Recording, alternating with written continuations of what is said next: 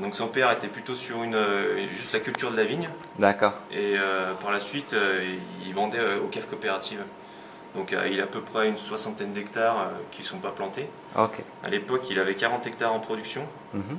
Et quand son fils est arrivé, qui a eu l'âge et qu'il a fait des stages à droite à gauche, il a voulu monter une cave particulière. Parce qu'il avait déjà repéré un peu des terroirs où il y avait le calcaire, où c'était vraiment des terroirs qui pouvaient avoir un gros potentiel. À la fin des années 90, il y a une Voilà. douzaine d'années, ça. Ça fait, il a attaqué en 99, le D'accord. premier millésime. Donc ils ont vraiment, après, réorganisé le parcellaire. Mhm. Et ils ont retenu que les meilleures parcelles. Ils ont fait des nouvelles défriches sur des terroirs où on a du galet roulé, où on a des autres terroirs où c'est du calcaire, où il y en a un peu de granit aussi. Donc pour rechercher tout le côté minéral, le côté un peu en finesse du vin. Autrement dit, il y avait pas mal de territoires et ils ont vraiment sélectionné Voilà. ce qui convenait le mieux par rapport au type de vin et au cépage qu'ils voulaient planter. Voilà, tout à fait. D'accord. Donc alors ça, ils y ont fait en 99, le premier millésime. Donc à la suite de ça, ils ont fait un tout petit rendement. C'était vraiment 3000 bouteilles au début. C'était vraiment minime de chez minime. Puis après, il a augmenté au fur et à mesure D'accord. sur les fils des années. Donc voilà pour à peu près historiquement. Excellent. Et puis, je sais que Frédéric a entre autres fait un stage à Grange des Pères, Voilà, ouais. qui est pas trop loin d'ici, D'accord. qui est peut-être un des mythiques du Languedoc, si on veut, ou des premiers à avoir vraiment fait le village qualitatif, parce qu'il y en Ah ouais, tout à fait, ouais. Grange des Pères, Olivier Julien, qui a été les premiers à vouloir promouvoir le terroir, à vouloir sortir le maximum de la qualité du terroir. Donc il a fait un stage à la Grange des Pères, qui l'a permis aussi de le coacher pas mal par la suite. D'accord. Parce qu'ils s'entendent vraiment bien, maintenant ils sont plus qu'amis. Et auparavant, il a aussi fait des stages chez les frères Alary.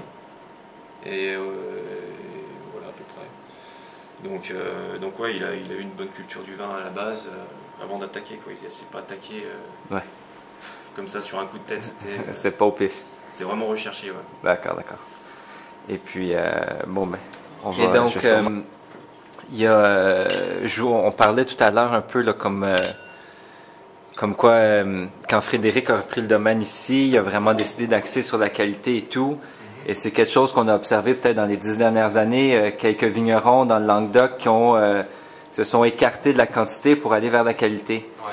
Est-ce que vous observez d'après vos voisins et ce que vous entendez dans la région, c'est quelque chose, un mouvement qui se continue ou, autrement dit, est-ce qu'il y a beaucoup de jeunes vignerons qui continuent à vouloir chercher la qualité? Ouais, ça c'est sûr. Ouais. Ça c'est sûr qu'il y a beaucoup de jeunes vignerons qui commencent à se réimplanter. D'accord. Parce que là ça commence à faire des locomotives. Il y a Montcalmès, il y a Grange des Pères, Olivier Julien. Ils voient que ça marche. La coopérative, on peut le dire, ça se casse la gueule là.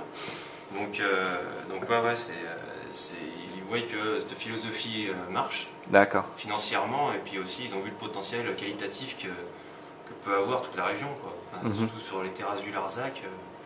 Donc ouais, il y a beaucoup de jeunes qui se réinstallent. Bon, il y a un peu de tout, quoi. Il y en a qui s'emballent, d'autres qui respectent un peu les prix tarifaires, on va dire. Ouais. Et il y en a qui arrivent à tirer leur épingle du jeu. Comme il y a le domaine Weiss aussi qui est sur Agnan, qui est en train de monter aussi en puissance. D'accord. Sur de petites quantités. Donc c'est lui qui venait à ma tête, en parlant de jeunes qui commencent à s'installer. Lui, ça fait 2 ans, donc son deuxième millésime qui sortait. Et lui aussi, c'est un domaine familial ou il y a... domaine familial, ouais. D'accord. Il était en coopérative et puis son père produisait. Donc lui, il y avait des vignes. La coopérative marchait moyen. Et a décidé de... Donc là, c'est vraiment du vin de garage un petit peu. Enfin, excusez-moi du terme, mais c'est Non. il le fait un peu dans le garage, avec quelques barriques. Et c'est vraiment excellent ce qu'il fait. Ouais. Ok. Visiter, ouais. Bon, on va apprendre notre, en fait. Voilà, ouais. Et puis, un peu dans le même sens, est-ce que pour vous, cette qualité pourrait se refléter un peu partout dans le Languedoc ou est-ce qu'on est vraiment dans le Larzac ici et peut-être autour d'Agnan et tout, et il y a Père Rose qui est pas trop loin non plus. On est vraiment dans un site exceptionnel. Site exceptionnel, oui, plus ou moins, mais surtout qu'on a découvert depuis peu, on va dire. D'accord. Et je pense que chaque région a son épingle à tirer. Hein. Je pense qu'en recherchant bien, il y a toujours des terroirs un peu atypiques et puis à tirer profit derrière. Mais vraiment, je pense pour avoir un peu voyagé un peu de droite et gauche dans les régions, c'est vrai que je me rends compte que le Languedoc, il y a un gros potentiel à faire, avec plein de terroirs différents et variés. C'est ce qui fait la richesse du Languedoc. Et que jusqu'à présent, ça n'a jamais été vraiment délimité. Et là, maintenant, ça commence à avoir une recherche, à trouver ces petites terres un peu cachées par la garrigue ou des terres qui étaient exploitées auparavant, que c'était juste pour faire du vin de masse et qu'au final, en gérant les rendements, on peut tirer des vins d'exception. Donc ouais, je pense qu'il y a gros à faire sur la région. Gros travail. Donc voilà. Et j'ai une petite dernière question pour vous. Votre vin, là, on le goûte en barrique, cépage par cépage, mais en assemblage final, les fois que j'en ai bu, il y a vraiment un côté animal qui se développe. Ouais. Est-ce que pour vous, c'est la Syrah et le Mourvèdre qui va chercher ça, ou c'est un peu un côté brette qu'on va chercher à cause des levures? Ça, c'est plutôt la Syrah qui le fait. Ouais. Donc ça va être...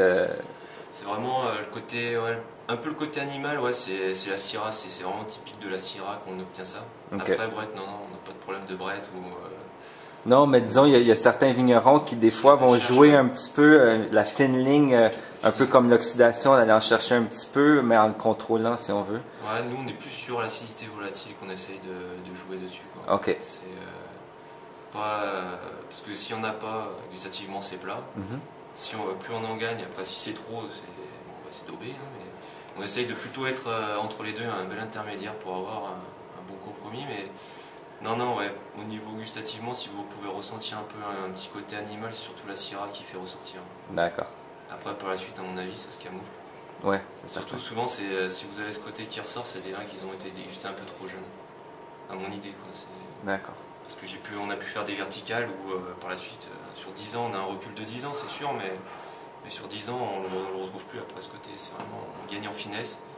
Limite, ça pinote même sur la finale.